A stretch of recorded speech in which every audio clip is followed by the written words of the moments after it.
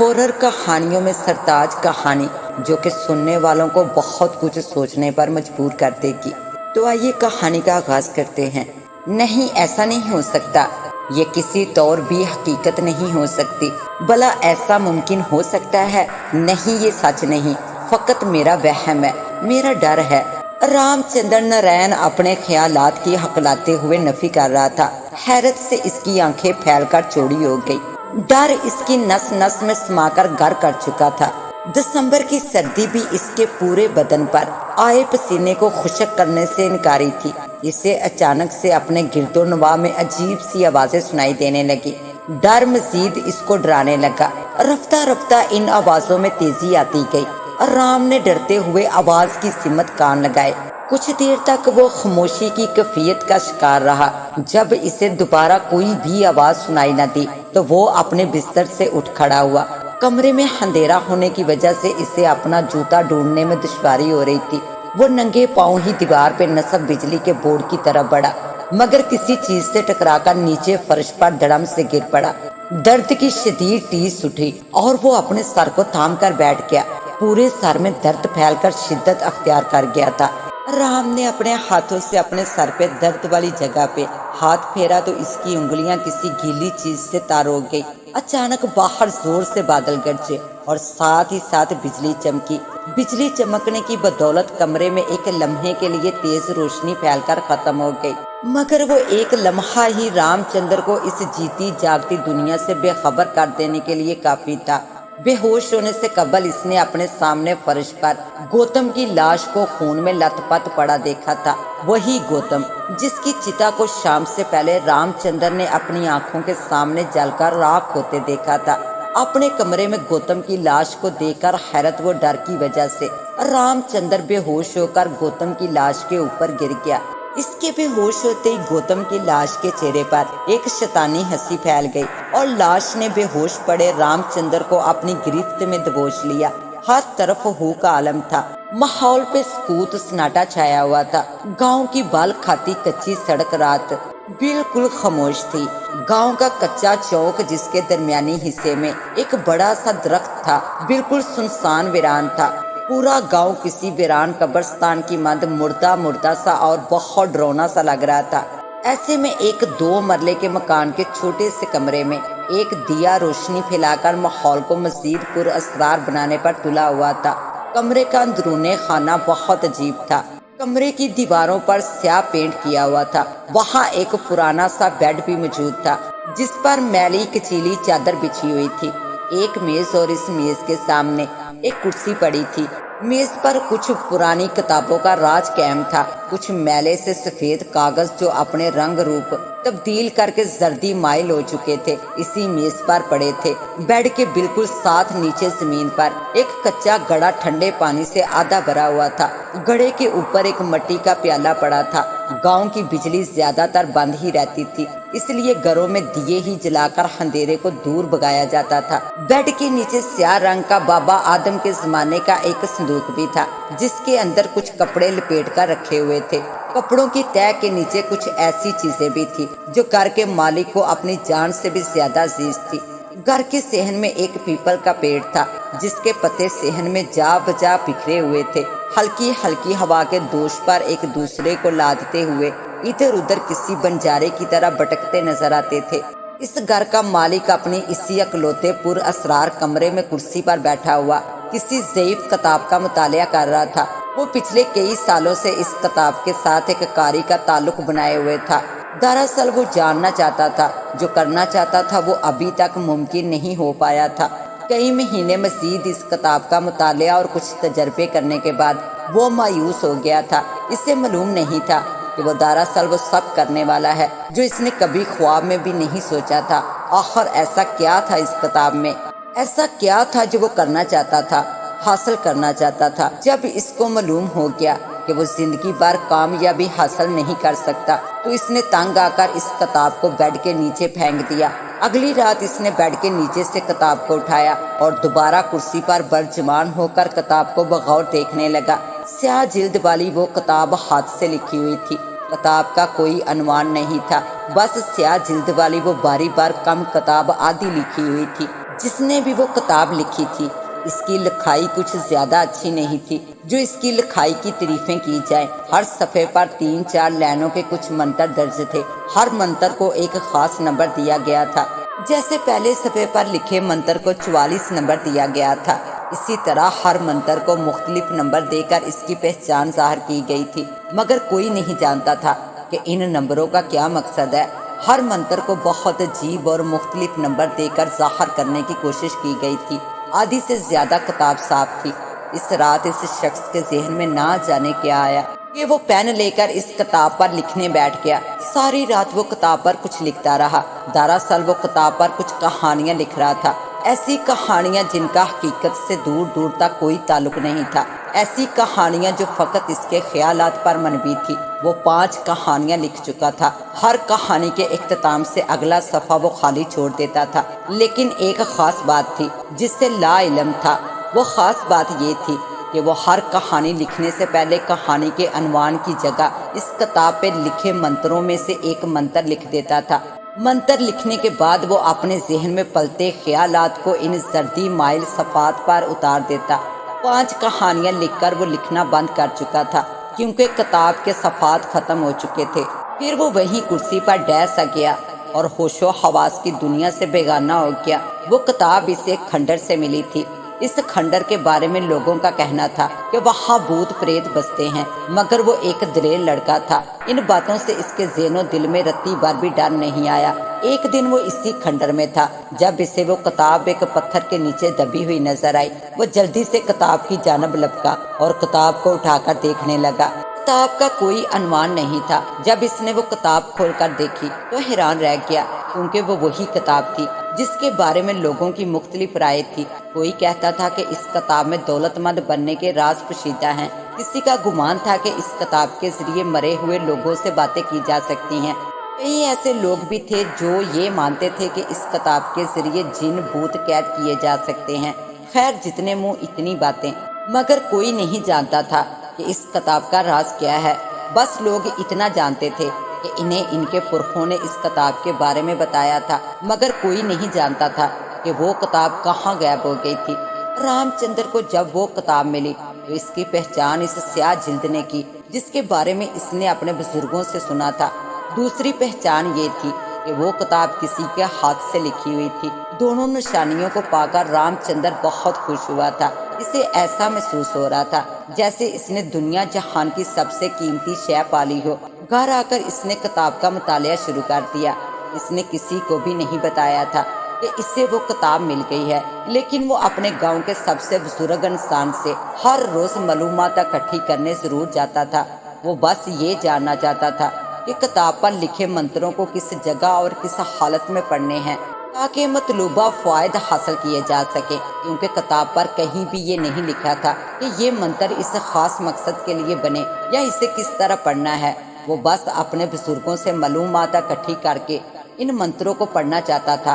رام چندر نے کئی سال تک اس کتاب کا مطالعہ کیا اور کئی سال وہ اپنے بزرگوں کے بتائے ہوئے طریقے پر چلتے ہوئے منتروں کی جاب کر رہا تھا، مگر اسے کوئی فائدہ یا کوئی کامیابی نصیب نہیں ہو رہی تھی۔ اس رات بھی اس نے تنگ آ کر کتاب کو بیڈ کے نیچے پھینک دیا تھا۔ پھر اگلی رات اس کتاب پر 5 کہانیاں لکھ دی تھی، مگر وہ یہ نہیں جانتا تھا کہ اس نے کیا کر دیا تھا۔ رام چندر اسی کمرے میں سویا ہوا تھا جب اسے کتاب کے صفحوں کی تیز تیز پھڑ پھڑانے کی آواز سے جاگ آ گئی۔ وہ آنکھیں ملتا ہوا بیڈ پر بیٹھا ہوا اس کتاب کو دیکھ رہا تھا جس کے صفحے یوں تیز رفتاری سے رخ بدل رہے تھے جیسے کمرے میں کوئی طوفان آیا ہو، مگر طوفان تو دور کی بات ہوا کا ذرا بھی نہیں تھا۔ کمرے کا دروازہ بھی بند تھا اور پنکھا سردی کی وجہ سے پچھلے 3 مہینوں سے بند پڑا ہوا تھا۔ کتاب کے صفحے خود بخود پلٹتے گئے اور ایک جگہ آ کر رک گئے۔ اس نے غور کیا تو اس کی لکھی کہانیوں کے بعد چھوڑے ہوئے خالی صفحے پر اسے کچھ ہندسے دکھائی دیے۔ سیاہ حروف میں 60 لکھا ہوا تھا۔ اس نے دیکھا کہ وہ حروف کبھی سرخ رنگ کے ہو جاتے تو کبھی سیاہ رنگ کے۔ پھر اچانک کتاب کے صفحے دوبارہ خود بخود حرکت میں آئے اور اچانک کتاب یوں بند ہو گئی جیسے کبھی کھلی ہی نہ ہو۔ رام چندر نے کتاب کو دوبارہ کھولا اور ساری کتاب کھنگال ڈالی، مگر وہ 60 کا سرخ وہ سیاہ ہندسہ اسے کہیں نظر نہ آیا۔ اس کو پہلی بار ڈر کا شدید احساس ہوا تھا۔ اس کا دماغ اور شریر سن ہو چکا تھا۔ وہ سمجھ نہیں پا رہا تھا کہ آخر یہ کیا ماجرا ہے۔ کبھی اسے لگتا جیسے وہ سب خواب تھا، مگر اس کا یہ احساس بھی اس کو مطمئن نہیں کر پا رہا تھا۔ جب وہ اس سارے مسئلے پر غور کرتے کرتے تھک گیا تو بستر پر ڈیگ گیا۔ وہ اپنی زندگی بدلنے چلا تھا، مگر اسے یہ معلوم نہیں تھا کہ اس کی زندگی کل سے سچ میں بدل جائے گی۔ کل کا سورج اس کی زندگی میں کیا نیا روپ لے کر آنے والا تھا، وہ اس سے بے خبر تھا۔ کمرے میں جلتا دیا اچانک سے بجھ گیا اور رام چندر جو کہ نیند میں تھا یہ بھی جان نہیں پایا کہ کوئی اس پر شیطانی ہنسی ہنسا تھا۔ گوتم سارا دن جنگل میں لکڑیاں کاٹنے کے بعد گھر واپس لوٹ رہا تھا۔ آسمان پر ہلکے سیاہ بادلوں نے اپنا گھیرا تنگ کر رکھا تھا۔ ہوا بھی تھوڑی تیز اور ٹھنڈی تھی۔ جنگل گھنا تھا اور اوپر سے شام کے لہراتے ہوئے سائے جنگل کو مزید خوفناک بنا رہے تھے۔ گوتم تیز تیز قدم اٹھاتا ہوا جلد سے جلد جنگل سے نکلنے کی کوشش کر رہا تھا۔ تبھی اچانک جنگل میں یوں اندھیرا چھا گیا جیسے کوئی سیاہ چادر ہو، جیسے کوئی گہرا اندھیر کنواں۔ گوتم کے پاؤں چلتے چلتے اچانک سے رک گئے۔ اس گہرے اندھیرے میں ہاتھ کو ہاتھ دکھائی نہ دے رہا تھا۔ گوتم کے دل میں ڈر بیٹھ گیا تھا۔ اس کا دل ڈر کی کیفیت میں ڈوب کر تیز رفتاری سے دھڑک رہا تھا۔ دل کا ڈر دماغ کے ڈر سے کہیں زیادہ طاقتور ہوتا ہے، کیونکہ دل میں جو ڈر ایک بار گھر بنا لیتا پھر وہ آسانی سے وہاں سے نقل مکانی نہیں کرتا، جبکہ دماغ کا ڈر مصروفیت میں قید ہو کر کچھ وقت کے لیے انسان سے دور چلا جاتا ہے۔ گوتم نہ آگے بڑھ سکتا تھا نہ پیچھے، کیونکہ ہر طرف ایسا اندھیرا تھا کہ کچھ بھی نظر نہیں آ رہا تھا۔ تبھی گوتم کو اپنے ارد گرد سرگوشیاں سنائی دینے لگی۔ گوتم ڈر کے مارے بھیگی بلی بن گیا۔ سرگوشیاں مزید قریب ہوتی گئی اور پھر گوتم کو ایسا لگا جیسے اس کو اس کا نام لے کر مخاطب کیا گیا ہے۔ کون ہے وہاں؟ گوتم نے اپنے چاروں طرف گھومتے ہوئے ہکلاتے ہوئے آواز دی، جو کہ شاید اس کے حلق سے باہر ہی نہیں نکلی تھی۔ پھر اسی وقت گوتم کو کسی نے اس کے سر کے بالوں سے پکڑ کر نیچے گرا دیا۔ گوتم کا سر زمین پر کسی لکڑی سے ٹکرایا تھا، جس کی وجہ سے اس کے سر میں شدید درد ہوا تھا۔ گوتم اس وقت شدید درد میں مبتلا ہونے کے باوجود ڈرا ہوا تھا۔ وہ زمین پر ادھر ادھر ہاتھ پاؤں مار رہا تھا۔ گوتم وہاں سے دوڑنا چاہتا تھا، مگر اندھا کیا جانے کہ جانا کدھر ہے۔ گوتم گوتم گوتم۔ گوتم کو پھر سے اس کا نام سنائی دیا، مگر اس بار بہت واضح اور تیز سنائی دیا تھا۔ کسی نے 3 بار کسی گیت کی لے میں اس کا نام پکارا تھا۔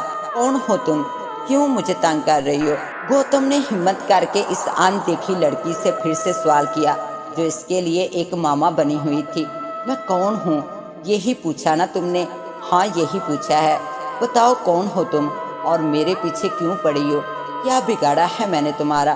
گوتم نے ڈر کو خود سے دور بھگاتے ہوئے یکے بعد دیگرے کئی سوال کاٹ ڈالے۔ میں کون ہوں؟ میں موت ہوں تمہاری۔ اچانک وہ غصے میں محسوس ہوئی۔ اس کی آواز میں بادلوں جیسی گرج تھی۔ میں وہ ہوں جس کے گھر کو ابھی تم کاٹ کر آ رہے ہو۔ میں وہ ہوں جس کے بچوں کا سر تم نے اپنی کلہاڑی سے کاٹ ڈالا۔ میں وہ ہوں جس کے چھوٹے چھوٹے بچوں کو تم نے مار ڈالا۔ وہ غصے سے دہاڑے جا رہی تھی۔ پھر جنگل میں ایسی روشنی پھیلی جیسے کئی دیے ایک ساتھ روشن کر دیے گئے ہوں۔ گوتم ابھی تک زمین پر پڑا ہوا تھا۔ روشنی دیکھتے ہی گوتم جلدی سے اٹھا اور بھاگنے لگا۔ روشنیاں گوتم کے تعاقب میں تھی۔ کبھی وہ روشنیاں ختم ہو جاتی تو کبھی پھر سے روشن ہو جاتی۔ گوتم کو اس وقت بس جنگل سے نکلنے کی پڑی تھی، مگر وہ کیا جانتا تھا کہ وہ زندگی کی طرف نہیں بلکہ موت کی طرف بھاگ رہا ہے۔ جنگل ختم ہونے ہی والا تھا اور وہ روشنیاں ابھی تک گوتم پہ مسکراتی ہوئی اس کا پیچھا کر رہی تھی۔ جب جنگل کا آخری کونا آیا تو وہ روشنیاں اچانک سے گوتم کے آگے آ گئی اور گوتم ایک دم سے وہیں ساکت ہو گیا۔ پھر گوتم نے وہ دیکھا جو شاید اس نے کبھی خواب میں بھی نہیں دیکھا تھا۔ روشنیاں ختم ہو گئی اور ان کے ختم ہوتے ہی گوتم کے سامنے ایک بڑا سا وجود لہرانے لگا۔ اسے دیکھتے ہی گوتم کا اوپر کا سانس اوپر اور نیچے کا سانس نیچے رہ گیا۔ گہری سیاہ رنگت والی کسی بڑے سے درخت کے سائز کی وہ عورت سچ مچ موت کے فرشتے کی طرح تھی۔ اس کے بال اتنے گھنے اور لمبے تھے کہ زمین سے لگ رہے تھے۔ گوتم نے غور کیا تو وہ بال نہیں بلکہ سانپ تھے جو آہستہ آہستہ گوتم کی جانب بڑھ رہے تھے۔ ڈر اور خوف کے مارے گوتم کے پاؤں من کے بھاری ہو چکے تھے۔ اس کے منہ سے رال نہیں بلکہ خون ٹپک رہا تھا۔ آنکھیں بہت بڑی، ناک کی لمبائی منہ سے آگے تک بڑھی ہوئی تھی۔ اس کے دونوں پاؤں الٹے اور تلوار کی ماند ناخن تھے۔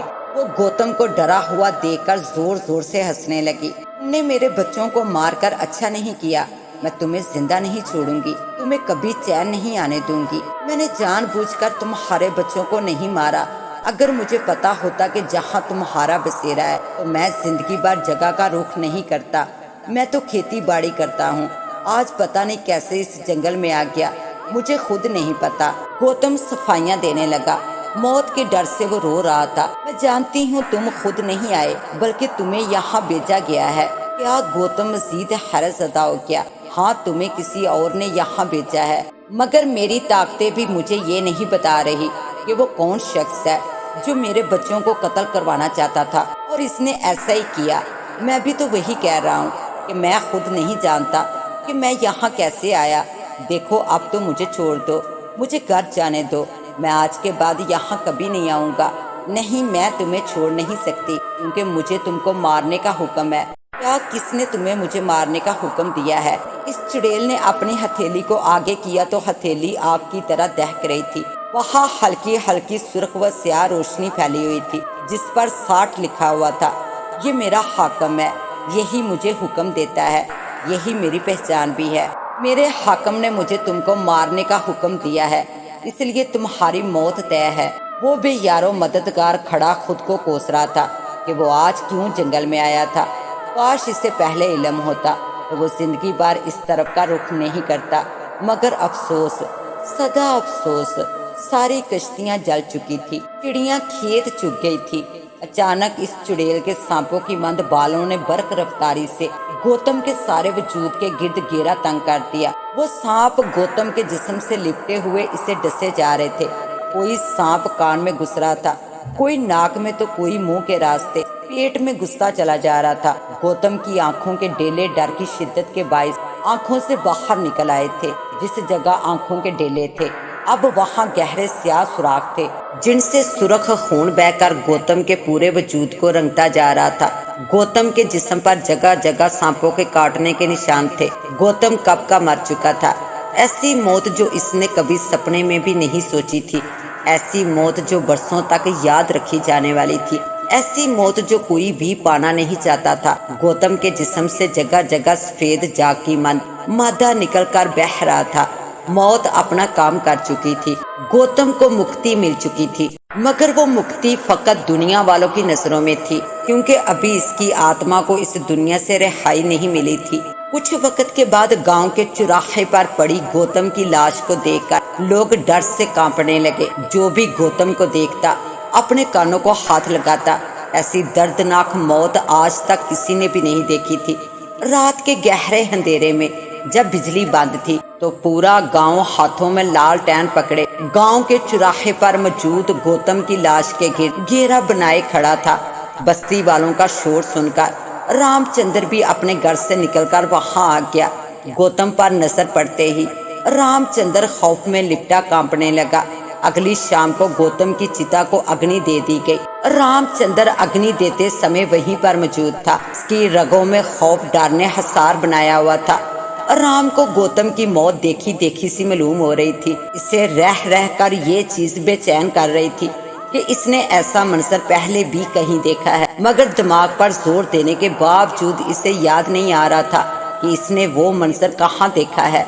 رام رات کو گھر میں بیٹھا تھا، اس کا ذہن ابھی تک گوتم کی لاش پر ہی ٹکا ہوا تھا۔ اسی وقت اس کے ذہن میں کچھ گردش کرنے لگا۔ کچھ ہندسے بار بار اس کے ذہن پر دستک دے کر اسے بتانے کی کوشش کر رہے تھے۔ پھر اس کا دل ایک دم سے جیسے بند ہو گیا، آنکھیں حیرت و پریشانی سے چوڑی ہو گئی۔ اس نے جلدی سے وہی کتاب نکالی۔ کتاب کھول کر اس نے 60 نمبر والا منتر دیکھا۔ اس سے کل یہی نمبر تو نظر آیا تھا، مگر 60 نمبر والا منتر پڑھنے کے باوجود وہ کچھ سمجھ نہیں پا رہا تھا۔ بہت دیر تک وہ اس منتر کو دیکھتا رہا، مختلف نظروں سے اس منتر کا مشاہدہ کرتا رہا، مگر کچھ کامیابی نصیب نہ ہوئی۔ جب وہ تنگ آ گیا تو کتاب بند کرنے لگا۔ کتاب بند کرتے وقت اچانک اس کا ہاتھ رک گیا۔ رام کے سامنے اسی کتاب پر لکھی ہوئی اس کی ایک کہانی آ گئی۔ کہانی کے عنوان کی جگہ ایک منتر درج تھا۔